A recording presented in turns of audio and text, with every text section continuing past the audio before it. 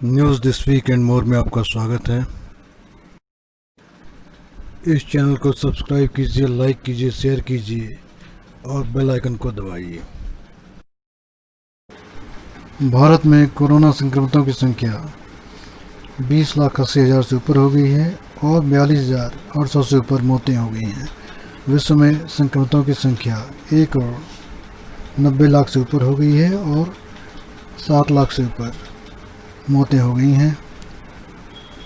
5 अगस्त को प्रधानमंत्री मोदी ने राम मंदिर भूमि पूजन किया।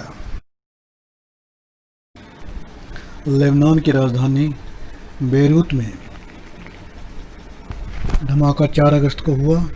6 साल पहले लेबनान की राजधानी बेरूत के तट पर एक जब्त किए गए जहाज़ से तकरीबन 3,000 टन अमोनियम नाइट्रेट बरामद किया गया था।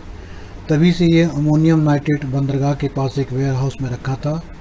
मंगलवार की शाम अमोनियम नाइट्रेट के जखीरे में धमाका हुआ और देखते ही देखते दर्जनों लोगों की जान चली गई। इस घटना में करीब 4,000 लोग घायल भी हुए। कोझिकोड केरल में शुक्रवार शाम दुबई से आ रहा एयर इंडिया का विमान क्रैश हो गया। विमान में 190 लोग सवार थे। इनमें से तकरीबन 18 लोगों की मौत हो गई। मृतकों में 2 पायलट भी शामिल हैं। हादसे में घायल 127 लोगों को अस्पताल में भर्ती कराया गया है। बाकी लोगों को घर जाने दिया गया है। सीरो रिपोर्ट के अनुसार मुंबई की 57% आबादी के शरीर में एंटीबॉडी विकसित हो गए हैं और इसकी तुलना दिल्ली की हर्ड इम्यूनिटी से की जा रही है। कोरोना काल में प्रत्येक देश की अर्थव्यवस्था के हालात ख़राब हैं। भारत की अर्थव्यवस्था पहले से ही खराब थी, लेकिन कोरोना काल में हालात बहुत ख़राब हैं। सार्वजनिक उपक्रमों को बेचने की तैयारी कर ली गई है। अमेरिका अपने नागरिकों को $1,200 यानी कि 90,000 रुपये के करीब प्रति माह दे रहा है। कनाडा अपने नागरिकों को $2,000 प्रति माह यानी कि 1,11,000 रुपये प्रति माह के हिसाब से दे रहा है, जिससे कि उसके नागरिक ये पैसे खरीदारी में खर्च करें और इन देशों की अर्थव्यवस्था बनी रहे। जबकि भारत ने शुरू में लोगों को 500 रुपये से लेकर 1,000 रुपये तक दिए, यानी कि $6.5 से लेकर $13.5 प्रति माह ही दिए। 64 साल की उम्र में पूर्व सांसद व सपा के बड़े नेता रहे अमर सिंह का सिंगापुर में निधन हो गया है। वे सिंगापुर में इलाज कराने के लिए गए हुए थे। मृत्यु के 2 घंटे पहले उन्होंने ट्विटर हैंडल पर बकरीद की बधाई दी। रिया चक्रवर्ती के खिलाफ सुशांत सिंह राजपूत के पिता ने पटना में FIR दर्ज कराई है। अब पटना पुलिस मुंबई पहुंच चुकी है। इजरायल के प्रधानमंत्री बिन्यामिन नेतन्याहू के बेटे याइर नेतन्याहू ने भारत के हिंदुओं से माफ़ी मांगी है। उन्होंने ट्विटर पर देवी दुर्गा की एक तस्वीर साझा की थी, जिनके चेहरे पर लियात बिन अरी का चेहरा लगा था। लियात बिन अरी उनके पिता के खिलाफ भ्रष्टाचार के केस में सरकारी वकील हैं। उस तस्वीर में देवी दुर्गा के कई हाथों को अभद्र इशारे करते हुए भी दिखाया गया था।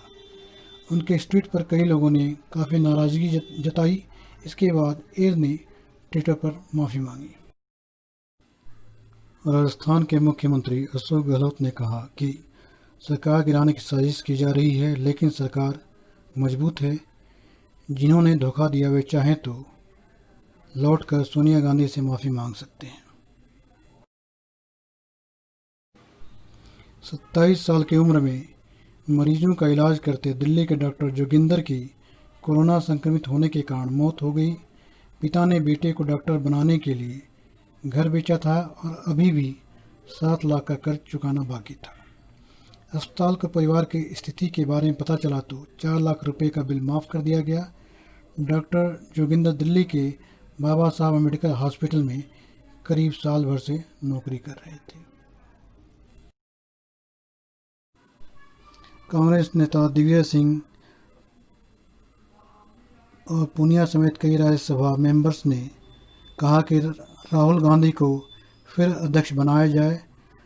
राजस्थान का सियासी संकट हैंडल करने के लिए ये जरूरी है। कांग्रेस नेता प्रियंका गांधी वाड्रा ने लुटियन जोन स्थित सरकारी बंगला खाली कर दिया है।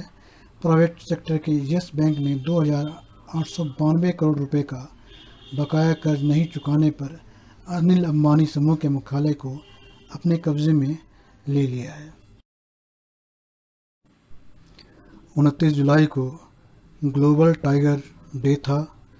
इस वक्त पूरी दुनिया में करीब 4200 बाघ बचे हैं। सिर्फ 13 देश हैं जहां बाघ पाए जाते हैं।